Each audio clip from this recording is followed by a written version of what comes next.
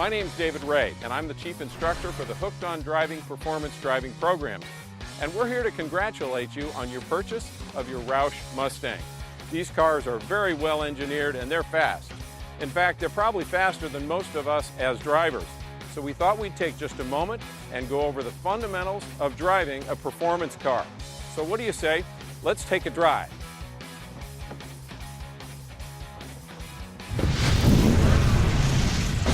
Let's start out by setting our seating position correctly and, of course, putting our safety belt on. That's kind of mandatory, isn't it? So, safety belt on, and you know what? The big cruiser perspective might be good if you were driving your dad's Oldsmobile or something. We're not. We're driving a sports car here, and let's get a more appropriate seating position. Let's bring ourselves up to the steering wheel a little closer, and maybe unrecline the seat just a notch or two so that we have a good upright upright position with good vision out the windshield. Let's take a drive. I think the first thing that I'd add here is not really a driving skill. It's more kind of something about our attitude and our mental approach to driving these cars. These cars are very finely tuned and very fast. And so it's important that we've kind of got our head on straight. We're not out driving when we're mad. We're not driving trying to race out on the street, because basically these cars can get you in trouble. And sometimes the smart guys are the guys that leave the horsepower under the hood and don't show off. Steering wheel position. We find a lot of drivers coming to our program with some bad habits about feeding the wheel, dropping their hand, for instance, like this on a left-hand turn, swinging it around, or pulling it left and right from the top of the wheel. We're going to be talking about smoothness with you, and it's really best. You'll find all the pro drivers with their hands at 9 and 3, a nice grip on the wheel, but not a clinch. You're going to get tired out and get into canyon driving, or you go to a track day and start clinching the wheel. You're not smooth. You're going to be herky-jerky, and especially if you do one of these, you can see that's the kind of thing that makes your passenger little car sick. So let's work on a 9 to 3 steering wheel position and leaving our hands at home. The second part of smoothness is really just the steering input itself. Nice feeding the wheel into turns. We're not doing any tossing of the cars. You just can't toss if you're anywhere near the limits of the car. And even down below the limits of the car or on wet conditions, unpredictable surfaces, you do not want to be tossing that wheel. So I'm going to come up on here, a left-hand turn, and feed the steering input, pulling down with my left arm, not necessarily pushing up with my right arm. That'll be a lot less fatigue on you over a period of time when you're driving in a spirited fashion. Now, you're going to feel my brakes. Squeeze the brakes. Now, I broke quite a bit there, but you didn't see me jerk, and that's what you want to work on, is smoothness with the brakes. And once you're done with the brakes, guess what? We get to use the gas.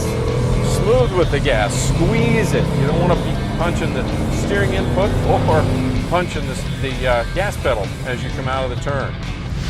Now, one of the problems that we encounter with folks coming to a performance driving environment, our track days at Hooked on Driving, is that folks get all excited. They know they've got a hot rod and they want to get on it, and especially if they get on a racetrack, they really want to start being Mario Andretti about the second lap. And the first thing that we see is they want to go too fast into turns.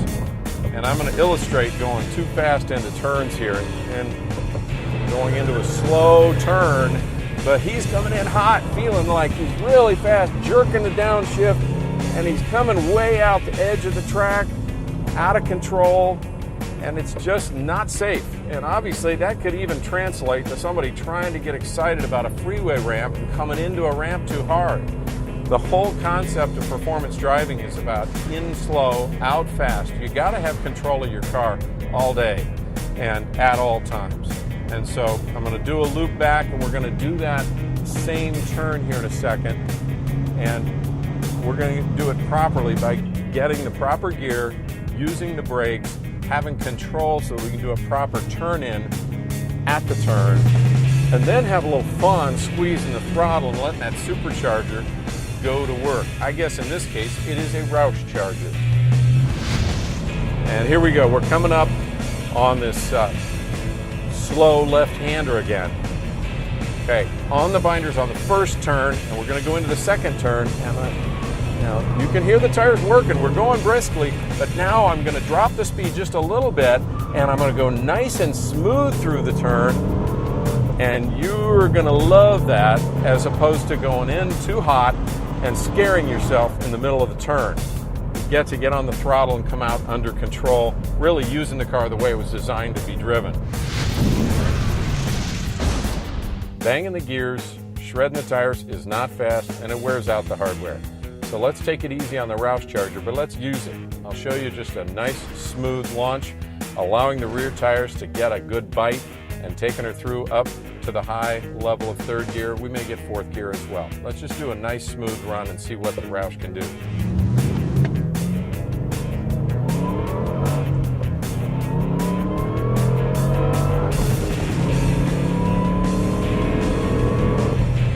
All right, so that was 5,000 RPMs at 80 miles an hour. Not scary, but effective.